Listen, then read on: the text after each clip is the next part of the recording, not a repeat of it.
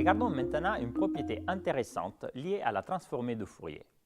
Considérons une fonction psi de x et sa transformée de Fourier phi de px. Dans la suite, nous utiliserons deux propriétés de la transformée de Fourier. En premier, on peut démontrer formellement que la transformée de Fourier est isométrique. Autrement dit, la transformée de Fourier conserve la norme d'une fonction. Cette propriété se généralise aussi aux produits scalaires de deux fonctions psi1 et psi2 et leur transformée de Fourier respective phi1 et phi2. En deuxième, en effectuant la dérivée de la fonction phi de px par rapport à la variable px, on s'aperçoit que le terme de droite peut être vu comme la transformée de Fourier de la fonction moins ix sur h bar fois psi de x. Gardons ces deux propriétés en tête et considérons maintenant une fonction d'onde psi de x' où la variable x' est une coordonnée cartésienne. Le module carré de psi de x' donne la densité de probabilité de présence sur l'axe x'. Et bien sûr, le module carré de la fonction d'onde est normalisé. D'autre part, nous avons déjà vu que nous pouvons écrire ainsi la valeur moyenne de la variable x' dans l'état décrit par la fonction d'onde psi de x'. Or, considérons la transformée de Fourier phi de px' et son module carré. À cause de l'isométrie, nous remarquons que le module carré de la fonction phi de px' est aussi normalisé, ce qui est tout à fait cohérent avec l'interprétation du module carré de la fonction phi de px' comme probabilité de trouver la particule avec une impulsion px' à delta px' près. Nous pouvons ainsi définir la valeur moyenne de la variable impulsion px'.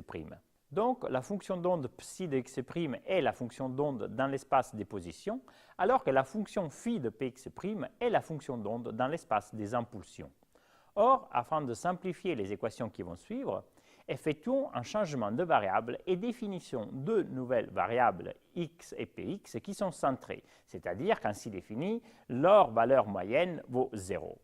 Calculons aussi l'écart quadratique moyen au carré à la fois pour la variable x et pour la variable px.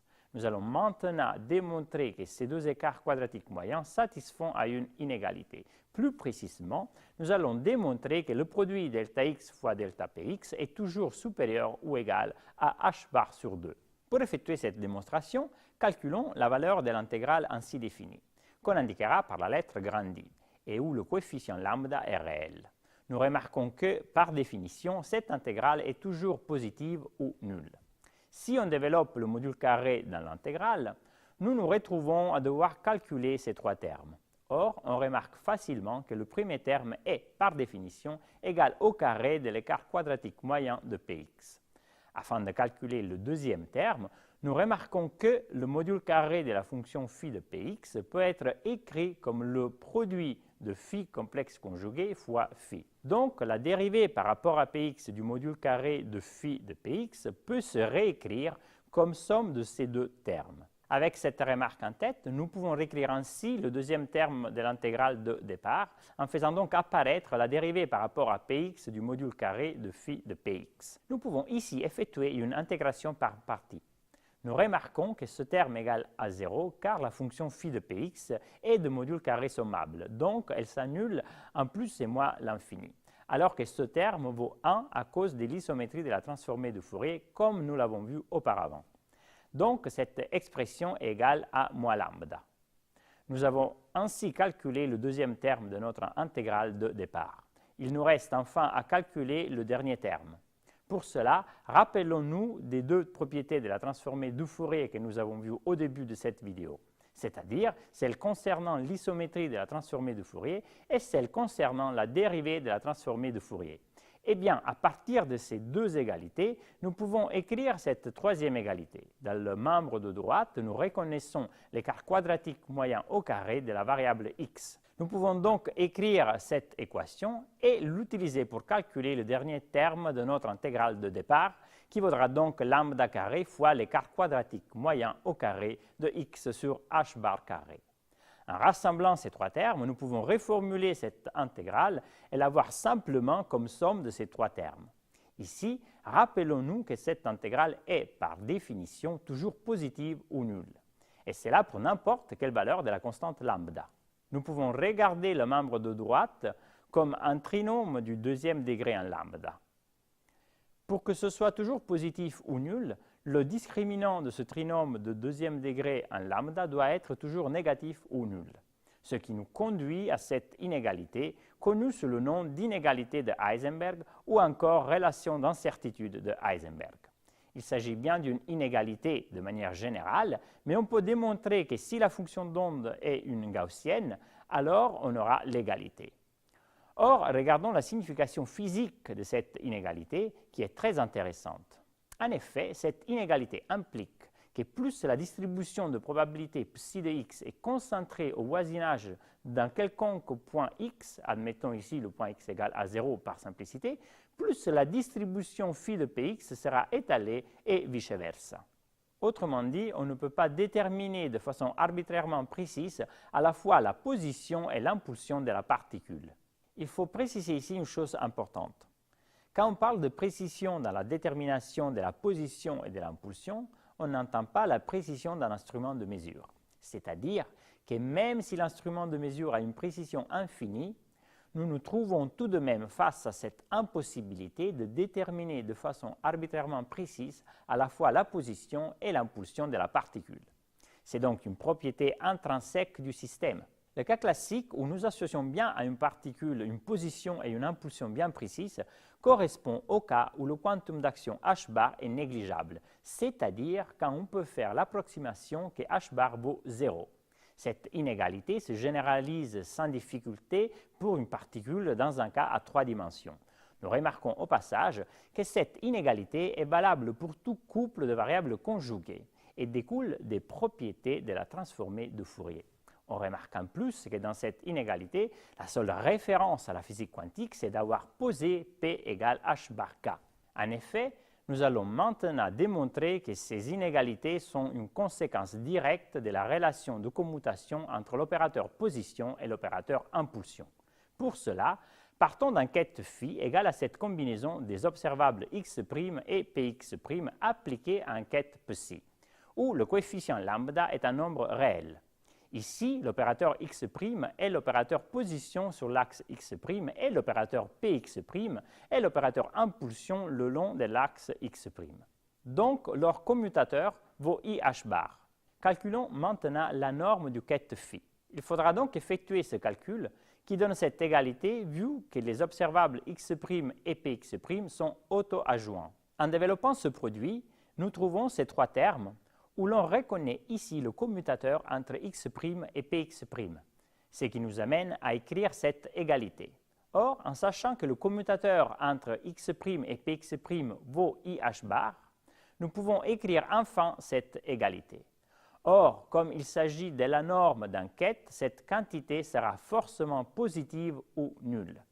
Cela implique que le discriminant de ce trinôme du deuxième degré en lambda doit être négatif ou nul. D'où nous trouvons cette inégalité. Or, on centre les variables en définissant ces nouvelles observables x et px. Ainsi définie, la valeur moyenne des opérateurs x et px vaut 0. Nous remarquons aussi que le commutateur entre x et px vaut toujours ih bar, et que donc l'inégalité que nous avons écrite pour les observables x' et px' est valable pour les observables x et px aussi. Or, les écarts quadratiques moyens au carré de x et px s'écrivent alors ainsi, vu que la valeur moyenne de x et px vaut 0. Nous pouvons donc réécrire l'inégalité que nous venons de voir comme une inégalité pour le produit entre delta x et delta px. Or, cette inégalité est encore l'inégalité de Heisenberg, mais du point de vue des incertitudes de mesure liées aux observables position et impulsion. Ici aussi, on peut montrer que l'égalité est satisfaite uniquement dans le cas d'un paquet d'ondes gaussien. Il est important ici de remarquer que cette inégalité est une conséquence directe de la relation de commutation entre x et px. En effet, en utilisant la même démonstration et en remplaçant juste x et px par deux observables quelconques a et b, on peut montrer que le produit des écarts quadratiques moyens des deux observables a et b est toujours supérieur ou égal au module de la valeur moyenne du commutateur de a et b, le tout divisé par 2. Donc, si deux observables a et b ne commutent pas, alors cela implique nécessairement qu'il y a une limite inférieure au produit entre les deux écarts quadratiques moyens. Une conséquence très importante de cette inégalité est que si A et B ne commutent pas, alors une mesure de l'observable A perturbe le résultat d'une mesure de l'observable B et vice-versa. Autrement dit, il n'est pas possible de mesurer avec une précision arbitraire à la fois l'observable A et l'observable B si ces deux observables ne commutent pas. Nous ne pourrons jamais connaître avec une précision arbitraire les résultats d'une mesure des observables A et B. Et j'insiste ici sur le fait qu'il ne s'agit pas d'une limitation expérimentale, mais d'une limitation intrinsèque liée à la valeur du commutateur. Dans le cas où les deux opérateurs sont l'opérateur position et l'opérateur impulsion, je voudrais encore insister sur deux conséquences notables. D'un côté, comme nous l'avons vu, la particule ne pourra pas être parfaitement localisée en position et en impulsion. De l'autre côté, cela implique que nous ne pouvons plus définir la trajectoire au sens classique de la particule. En effet, en mécanique classique, nous pouvons définir à tout instant de temps la position et l'impulsion de la particule, et cela avec une précision arbitraire.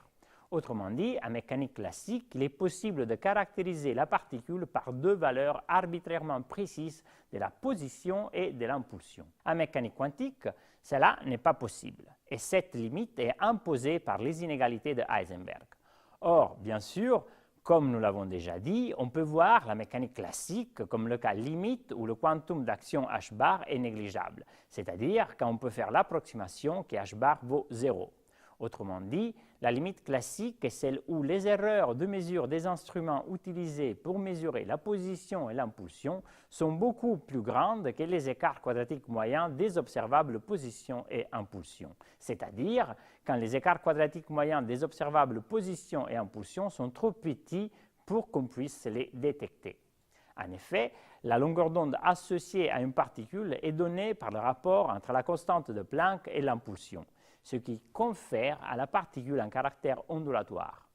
Quand les longueurs caractéristiques du mouvement de la particule sont beaucoup plus grandes que la longueur d'onde associée à la particule, nous pouvons alors négliger le comportement ondulatoire. Et on retrouve donc un comportement classique. C'est-à-dire, il est justifié de faire l'approximation que la constante de Planck vaut 0. On peut mieux comprendre cela en faisant une analogie avec l'optique. Quand les longueurs d'onde en jeu sont bien plus grandes que la longueur d'onde de la lumière, eh bien, une description par l'optique géométrique est tout à fait satisfaisante. Par contre, quand les longueurs en jeu sont du même ordre de grandeur que la longueur d'onde de la lumière, eh bien, une description par l'optique ondulatoire s'impose. Or, on peut dire que la connexion entre mécanique classique et mécanique quantique est analogue à la connexion entre optique géométrique et optique ondulatoire.